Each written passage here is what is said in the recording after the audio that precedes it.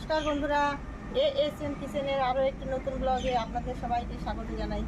আজকে আমরা লোটে মাছের ঝাল রান্না করে দেখাবো, আপনারা দেখতে থাকুন। এগুলো হচ্ছে বিলাতি ধনেপাতা। এগুলো আজকে ঝালের মধ্যে, লোটে মাছের ঝালের মধ্যে বিলাতি ধনেপাতা দিব, তুলে নিয়ে যাচ্ছি।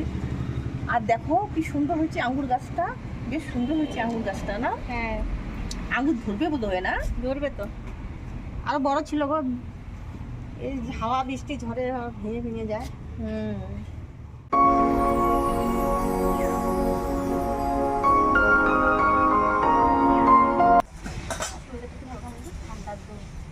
আজকে হচ্ছে আমরা ওর লোটে মাছ রান্না করবো। এখন লোটে মাছের জন্য সব রেডি করো।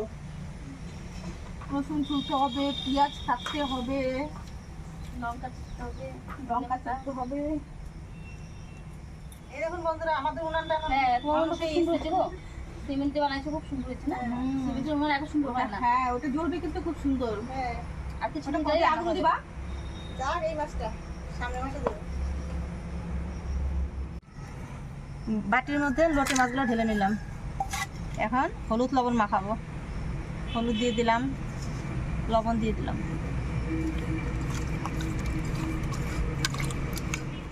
কড়াইটা আমি বসিয়ে নিলাম, এই মাছগুলো একটু ভাজবো। কড়াই গরম হয়ে গেছে, আমি কড়াইতে তেল দিয়ে নিব। তেল গরম হয়ে গেছে, এখন আমি কড়াইতে মাছগুলো ছেড়ে দেব।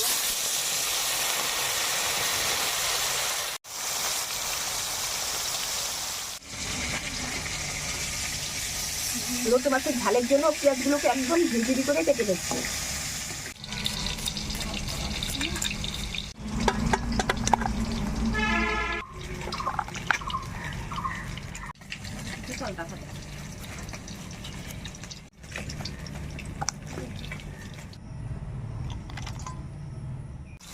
লোটে মাছ খুব নরম প্রকৃতির মাছ, তাই এটা ভাজতে গেলে একটু ভাঙবেই।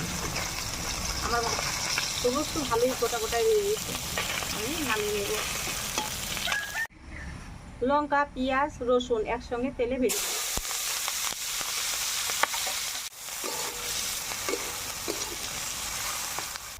এই দেখুন বিলাতি ধনেপাতাগুলো একদম ঝিরিঝিরি করে কাটতে হবে। আমার পেঁয়াজ, রসুন, লঙ্কা ভাজা হয়ে গেছে, এখন আমি টমেটোটা দিয়ে দেবো। পেঁয়াজ, রসুন, লঙ্কা ভাজা হয়ে গেছে, এখন আমি এর মধ্যে টমেটোগুলো দিয়ে দেবো।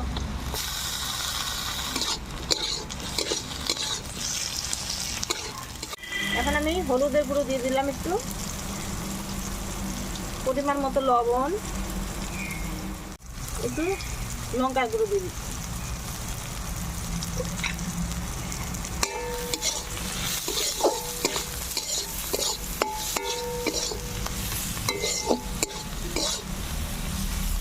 মশলা ভাজা হয়ে গেছে, তেল ছেড়ে দিয়েছি, এখন আমি এর মধ্যে জল দিয়ে দেবো।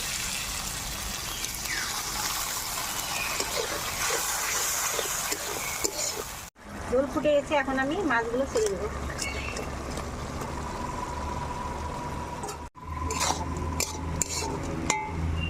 এখন আমি এই বিলাতি ধনেপাতাগুলো দিয়ে দিচ্ছি, দিয়ে একটু ঢেকে দেবো।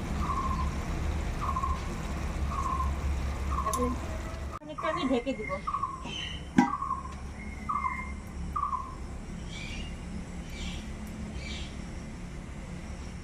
দেখো তরকারি মনে হয়ে গেছে। হ্যাঁ, হয়ে আসছে, আমি ঢাকনা উঠিয়ে দিব। ও লোটে মাছের কি সুন্দর সেন্ট দিয়েছে গো। হয়ে গেছে মনে হয় না? গামাখা হয়ে গেছে। লোটে মাছের ঝাল হয়ে গেছে, আমি নামিয়ে নেব।